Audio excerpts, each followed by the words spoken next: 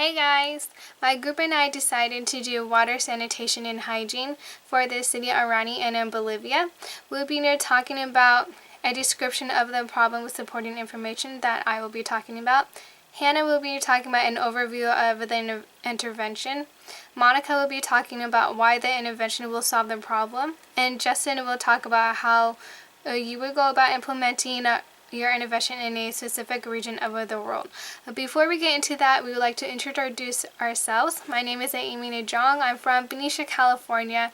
I'm a convert into the church, and I'm not married or have children, but I have one dog. Thanks. My name is Hannah Fry, and I live in Rexburg with my husband and my dog, and I am a nursing major. Hey, it's Monica. I wanted to quickly introduce myself. I'm 48 years old and really excited about going back to school. I'm a mom of 3, 29, 28, and 12. I have 2.5 grandkids. One's on the way in February, and I've been married for 30 years to the love of my life. I'm really excited about getting my degree, and I'm hoping that I'll be able to get it in healthcare administration. But I'm kind of wishy-washy. I keep thinking I want to do something else, but I'm not sure. I have been a instructor for fitness for the last 28 years, retired from the fire department as a firefighter engineer, and I love what I do every day, working with the military 4 months out of the year, training them for Navy SEALs, Merchant Marines, and Air Force Falcons.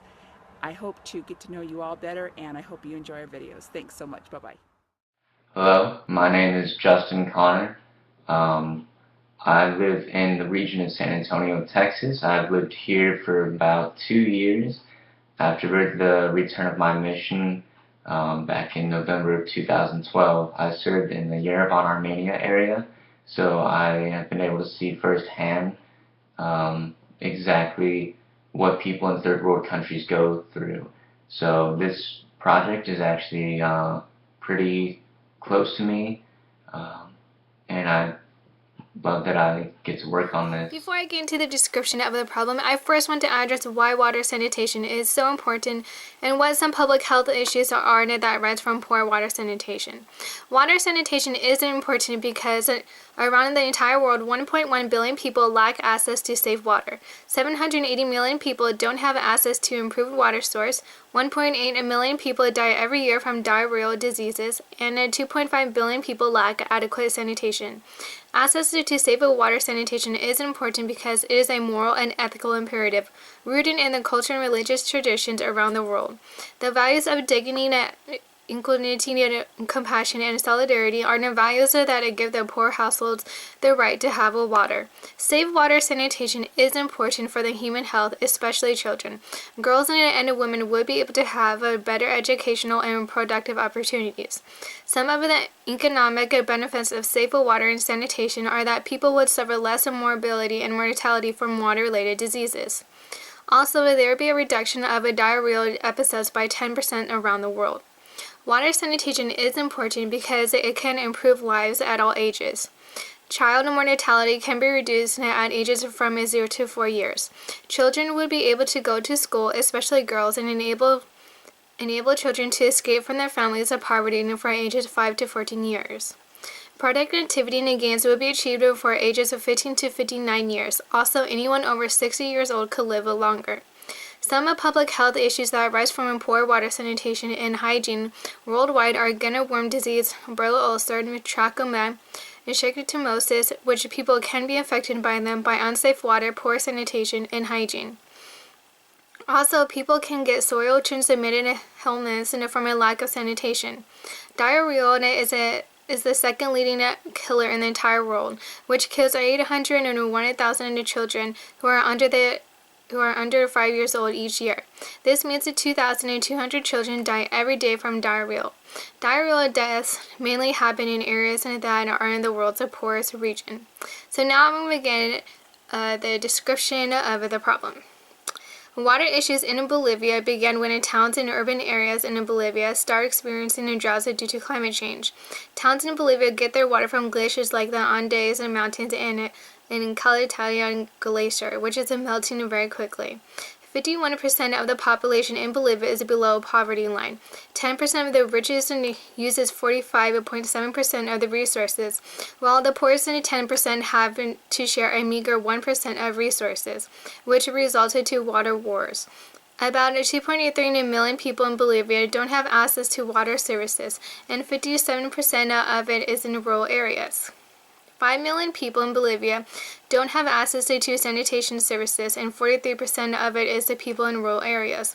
According to Water for People, access to drinking water is 71%, and sanitation coverage is only 10%.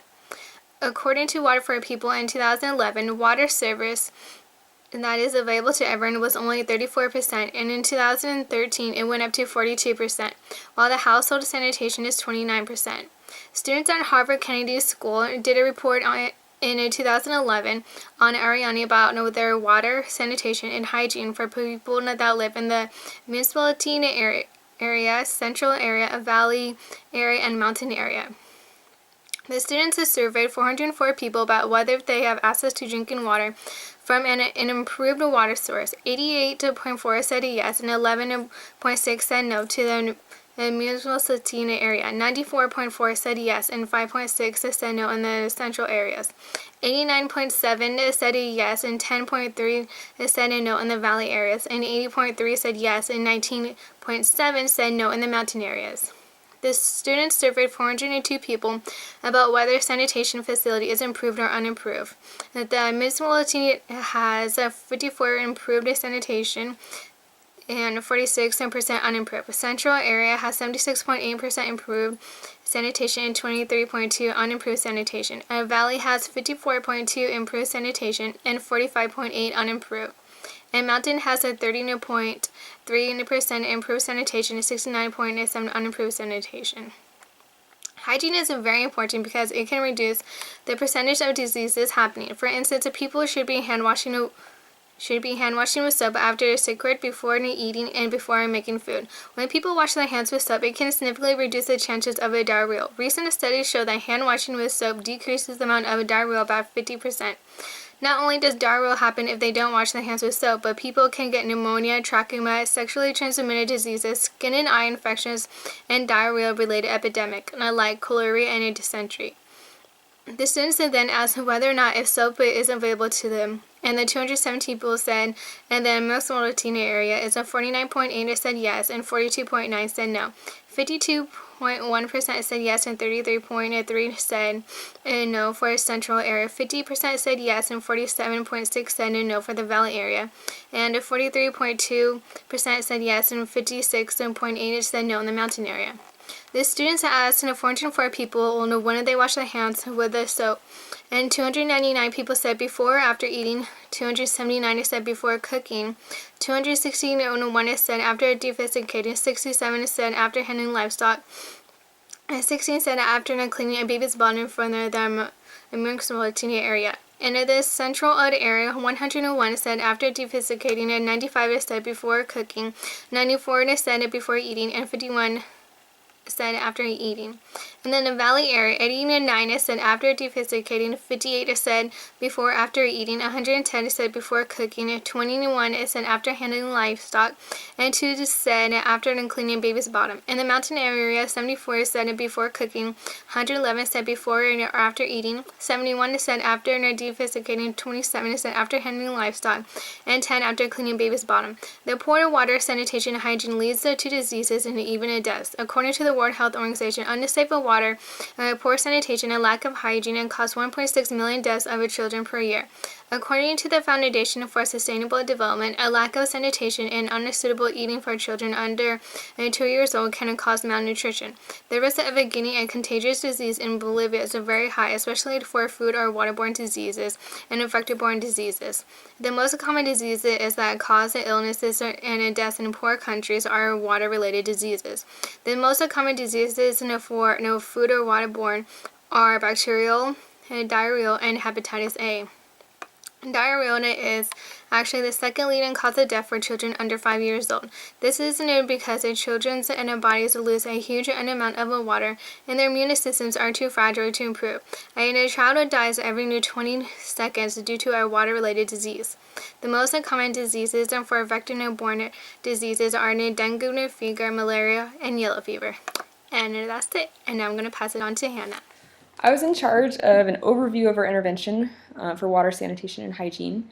Our intervention is going to be 3 parts. It will include education, better latrines, and irrigation.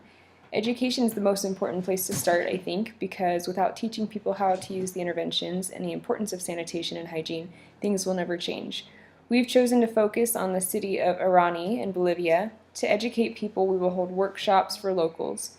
In these workshops, we will talk about the importance of hand hygiene, waste removal, and how to use the irrigation systems we implement.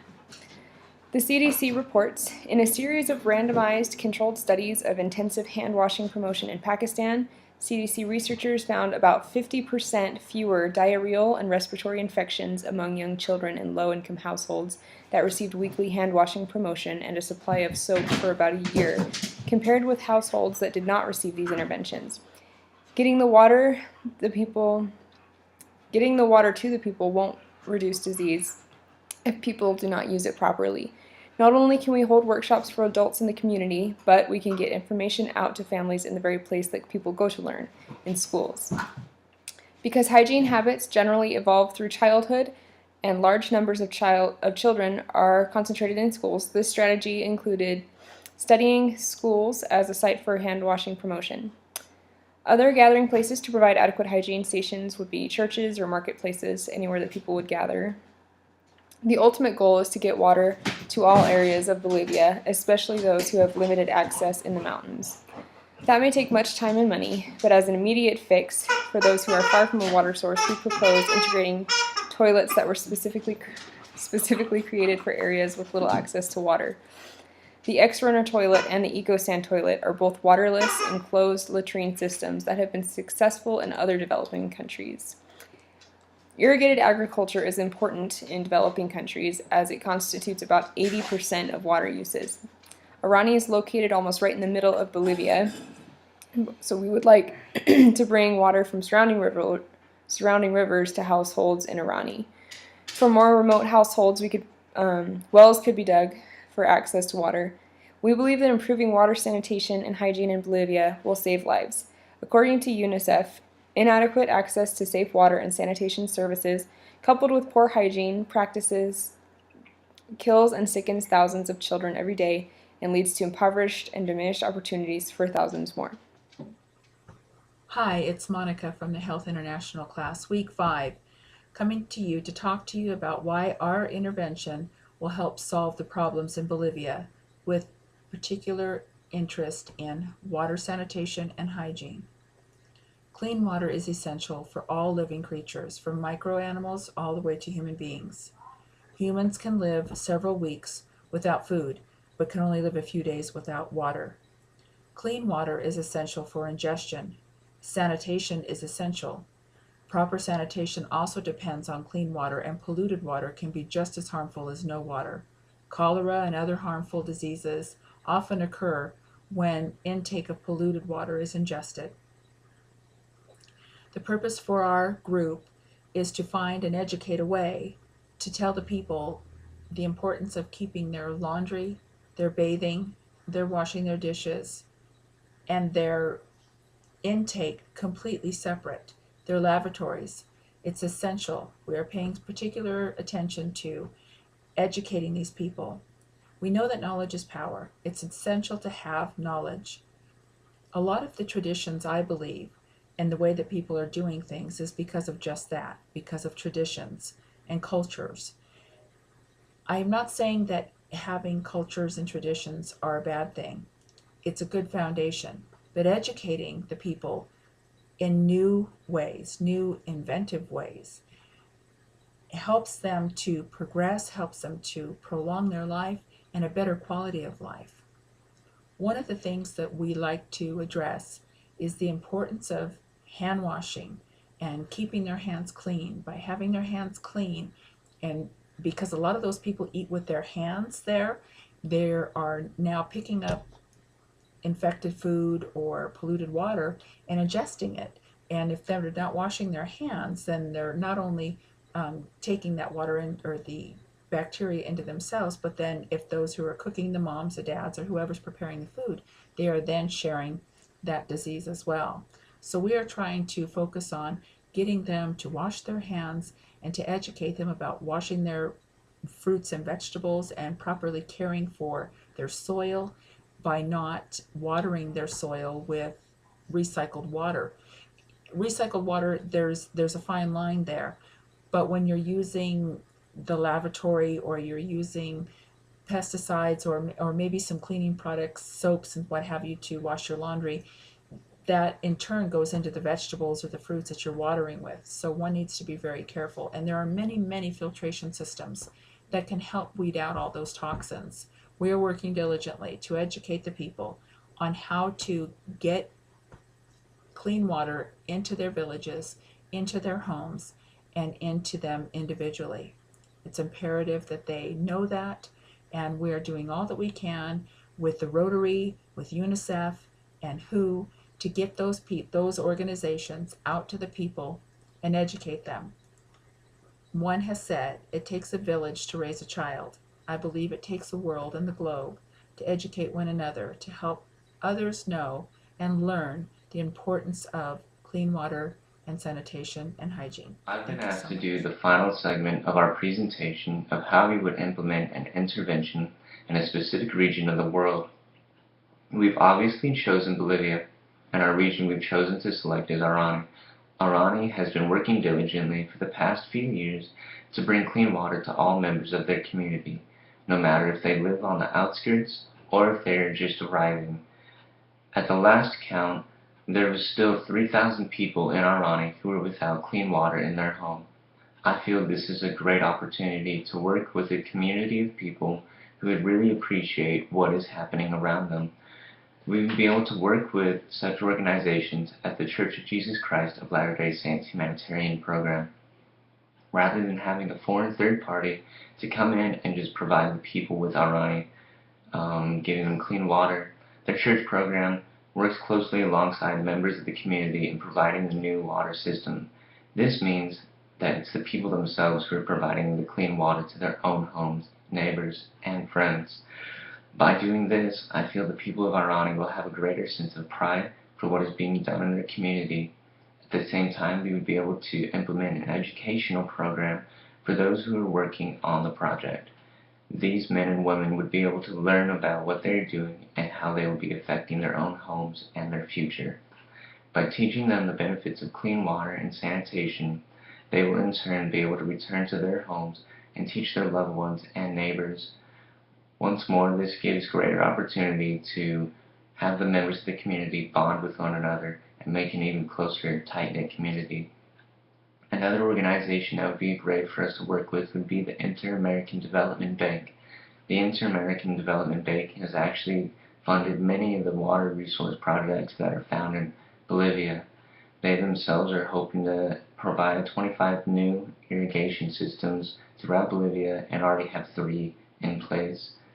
If we would be able to work alongside them and implement an educational program as they create these new irrigation systems, we can help to educate the members of the community so that they understand exactly what is being done for them and around them.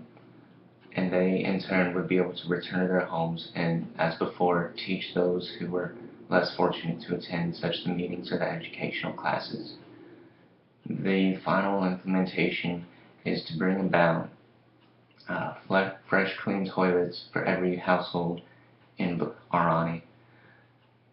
What made me think of what came to mind as we went over this was that at the same time in this very year, the Prime Minister who ran for office in India actually had a platform in which he offered or claimed that we would have clean, fresh toilets in every single private home or public building by the end of 2019.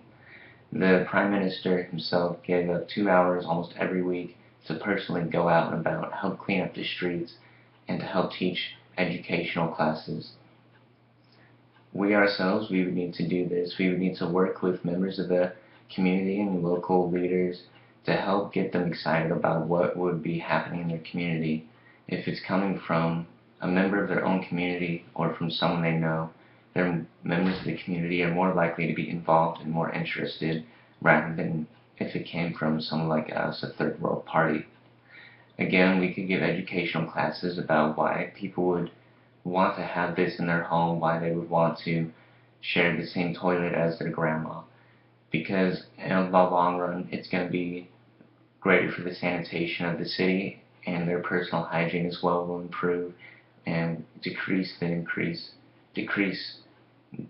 amount of disease that is spread throughout the city. I know that if we would be able to do all these things by bringing new clean fresh water into each home, by providing a new toilet to each family, that this sense of unity and closeness in the community would be overwhelming, and overall it would be a much happier, sanitary, happy, enjoyable community.